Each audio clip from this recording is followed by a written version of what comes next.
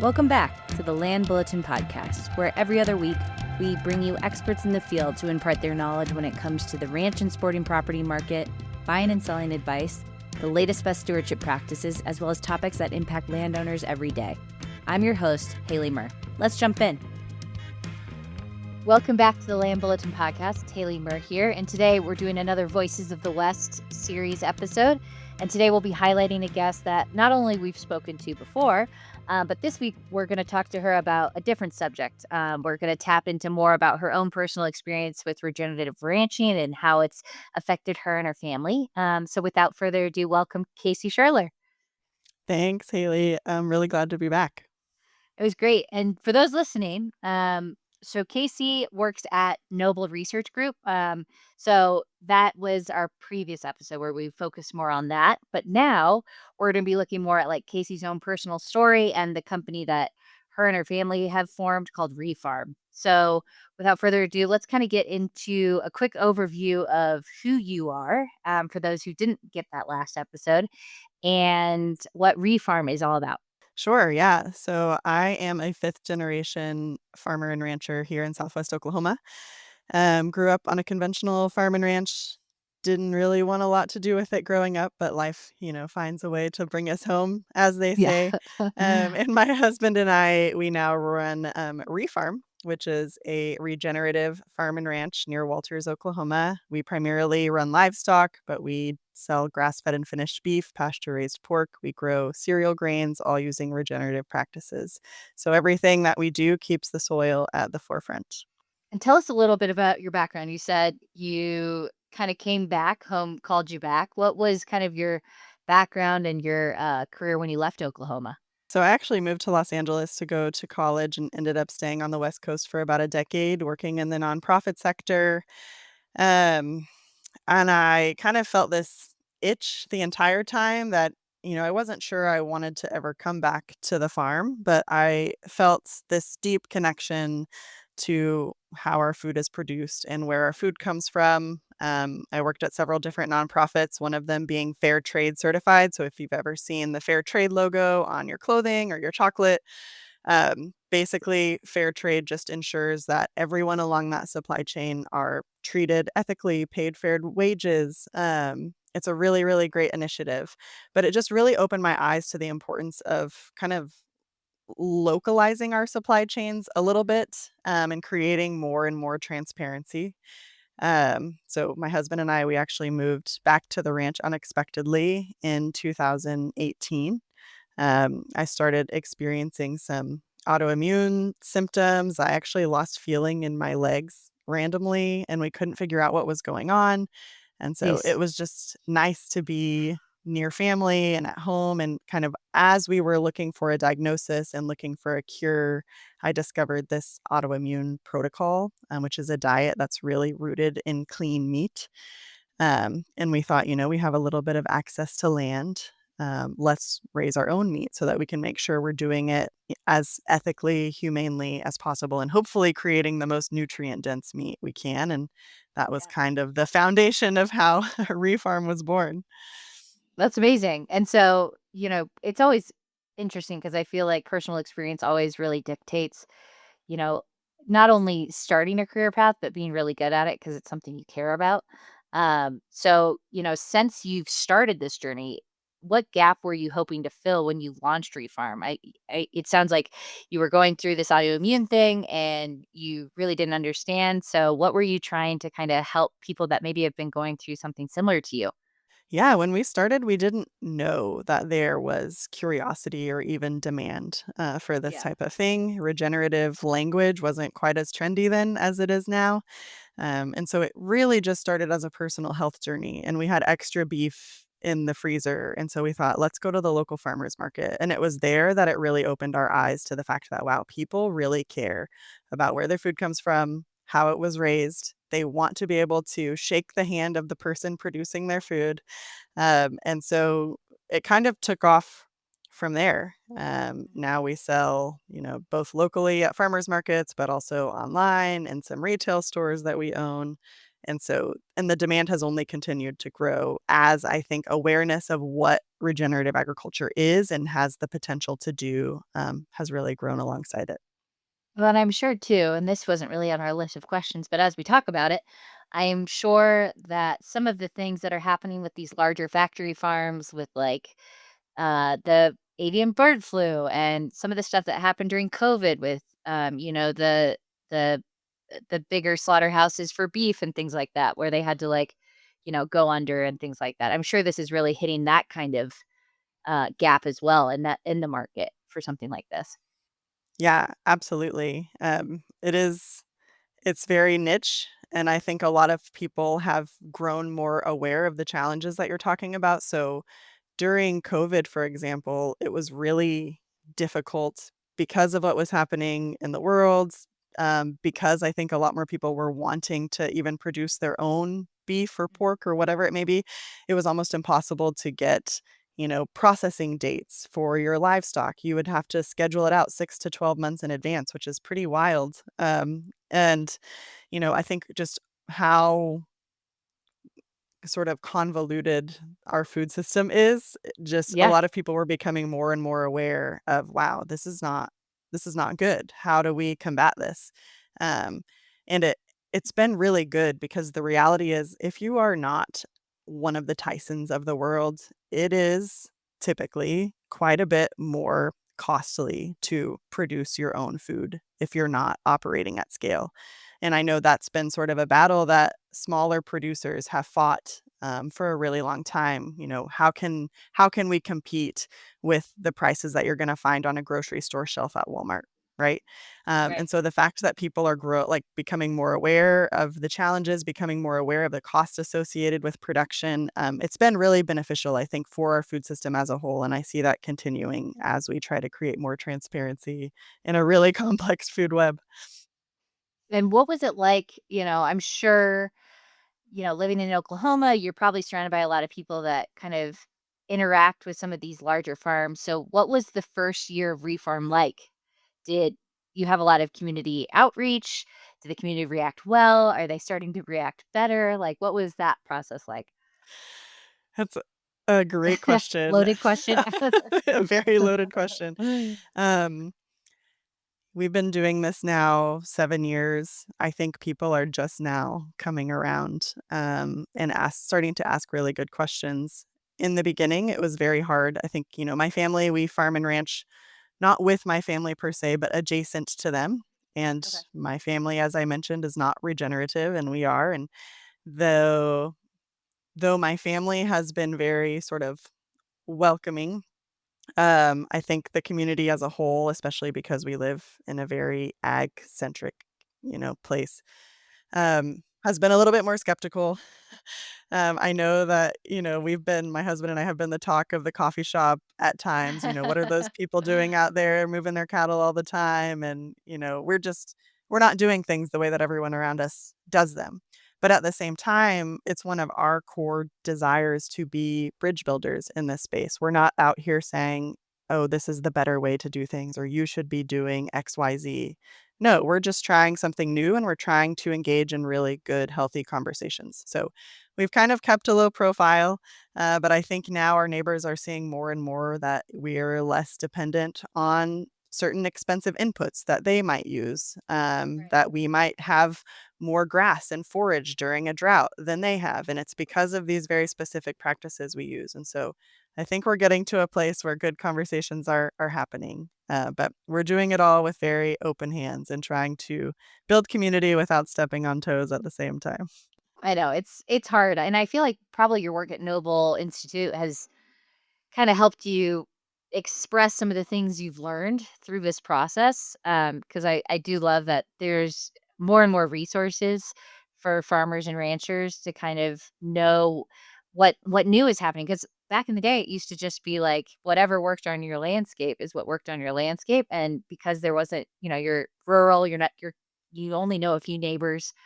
It's not like you were learning a ton, you were just knowing what worked and what didn't, and you were going with the seasons and figuring out, like, how to fix it, but it's really cool to know that there's all this research out there and kind of flow of information a little bit more now for ranchers and farmers. From my perspective, Yeah. the city slicker that doesn't live on a ranch, that seems to be what's happening.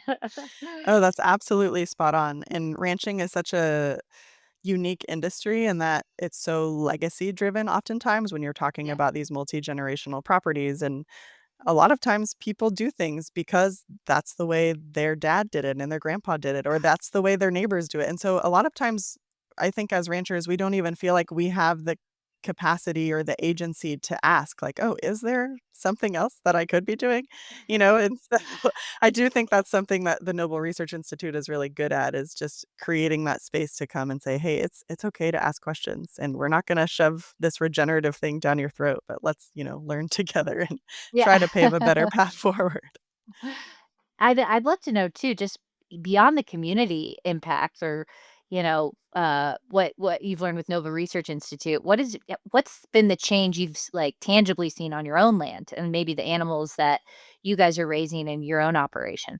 Yeah, I think the the transformation that we've seen from adopting this style of management has been really profound, and it's something that's happened relatively quickly in the grand scheme of things. I think a lot of times people think, well, if I start transitioning to something that's more regenerative, it's going to take me 5, 10 years to see an impact. And really you can start to see these impacts within a year, 2 years. And I would say big ones are just for our native pasture, just a restoration of native plant species that have died because of a lot of, conventional land management practices.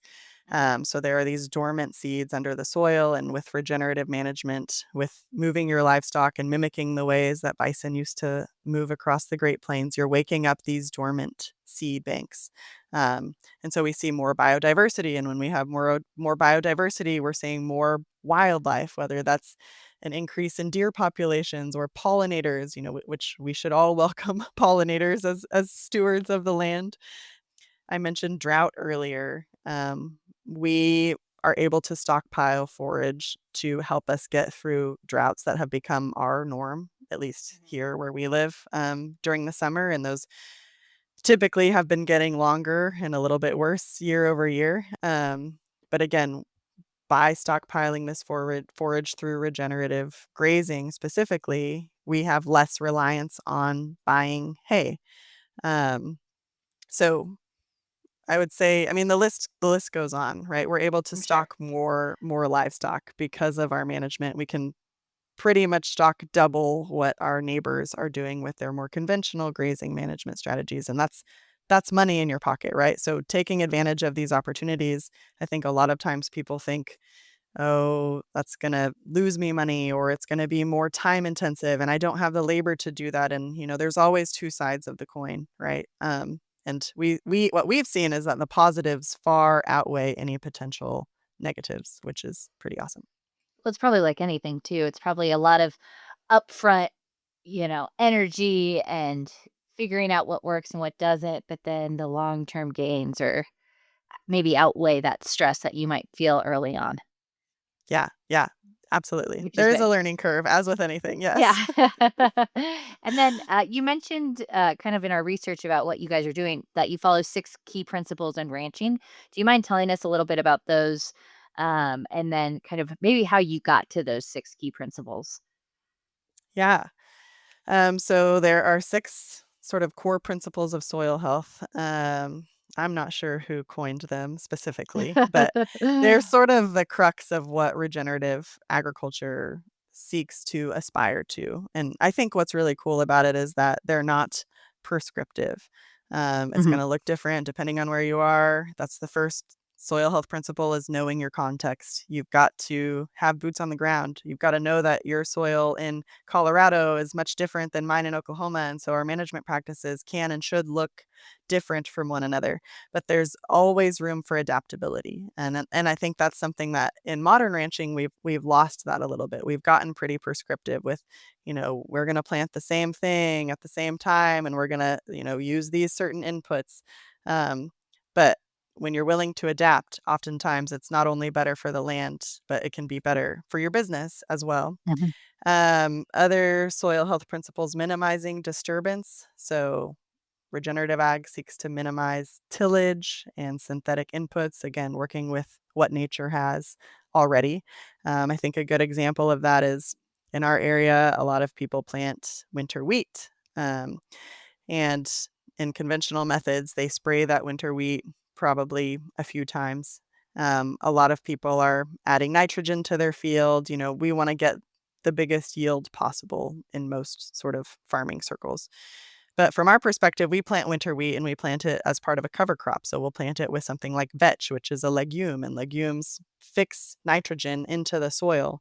So we're not having to go in and add nitrogen. We're just trying to, if we know the soil needs nitrogen, we can plant wheat as a partner crop in a way that's going to give the soil what it needs in a way that maximizes biodiversity.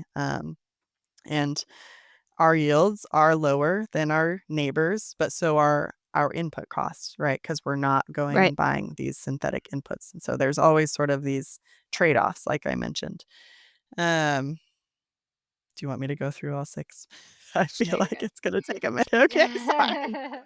We get all that. No, that's awesome. And I feel like there's probably a lot more, but I think that's a really good just glimpse into, okay, there's these things that we could be working on. And maybe not all 6 are things that are necessarily important to you and your family and your business and your operation, but it's always good to know what's out there and what to consider when kind of thinking about how could I be changing the inputs, the outputs of what my overall operation is, intending to do. And I'd love to know too, just from like a personal perspective, how has this journey been for you and your family? I mean, it seems like, you grew up in this industry, but then you went away and now you're back. And I just love to know like what that transition's been like being back in Oklahoma and like creating this. Yeah, growing up, every family has that rogue middle child. I was that rogue middle child who, wanted to get as far away from agriculture as possible. Um, and a part of it was because what I was seeing wasn't something that I really wanted to be a part of. It wasn't something that was inviting to me. Um, and I think a large part of it is just because in modern agriculture, and again, we always say, we don't fault the farmer or rancher for the practices that they use. These are, really massive systems at play that kind of keep things going as the status quo. But what I grew up in, it was very much viewing land, cattle, crops as commodities rather than this sort of partnership, which is how we try to view our practice. And I think this is a really important conversation because I know many ranchers who have children that don't wanna stick around, and, now that I'm back here, I think about my own kid and how I would love for her to want to do this someday, and I'm sure, my family and many ranching families out there have felt similarly, and I think it's important to recognize, are you building something that your child wants to be a part of, that you invite them into conversations about, that you listen to sort of what their passion and insight into what it could be, what their dreams of are, rather than just sticking to those paradigms of, well, this is the way we've always done it, so this is the way that we should always do it. Right. Um, and so I think from that perspective, coming back, discovering regenerative agriculture, the opportunities that it has, not necessarily aligning with my family in terms of all of the practices that we use, but aligning in that, we're all here, we get to do this in community and we get to try something new in a safe environment. I think that's been really, really fun. Yeah. And it's it's been really cool to make this our own, to see, not only the impact that it's had on the land, but on our customers who buy our products, by people who come to the farm and, you know, just get this zest for farming and agriculture and wanting to know where their food is from. So it's been awesome. That was a I long love answer that. to your question.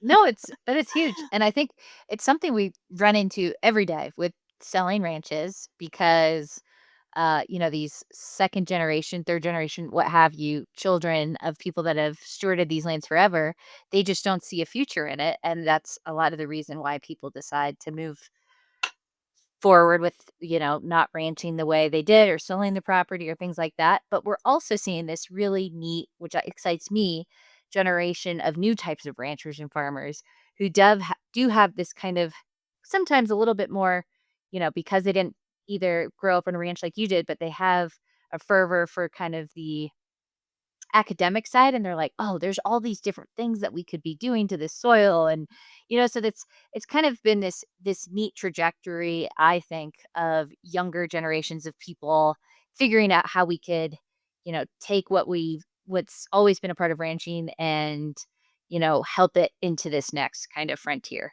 especially as things change with our, the climate and things like this. It's like it's good to have all this kind of behind it and this stuff to back it up. So I think it's really neat what you're doing.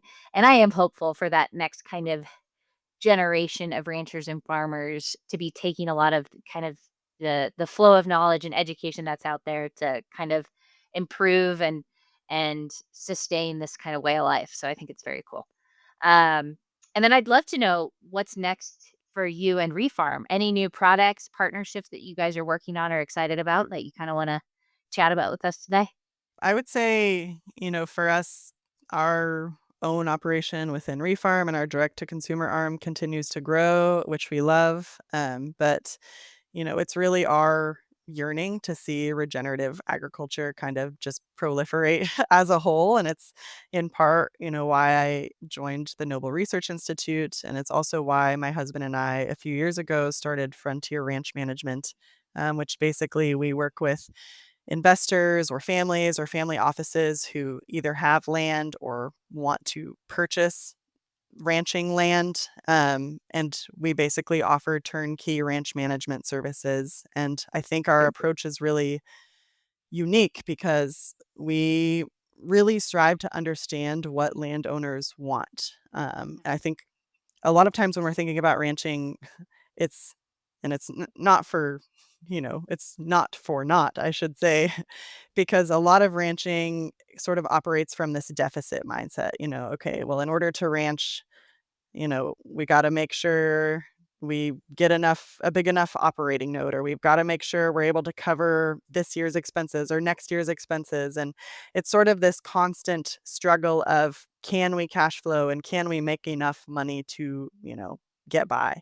And the way we try to approach things, and a lot of this is from our own lived experience, is asset base. What does that property already have to work with? And what do you as a landowner really care about? And we work with a few different people right now, and it's really fun to sort of, even if someone doesn't want to be a rancher, which a lot of these landowners don't, everybody cares about their land, right? And has Mhm. some sort of passion. And so it ranges from carbon credits to enterprise stacking to hunting leases. There are so many ways to sort of get creative to try to cash flow, and so that's something that we're really diving into right now with Frontier Ranch Management. It's how we got connected to your company. And it's been really fun to walk alongside landowners and help them explore all of the potential that's available to them. So, Th yeah. That's awesome. And are you doing that primarily? I know you guys were looking at a property in Colorado, so are you doing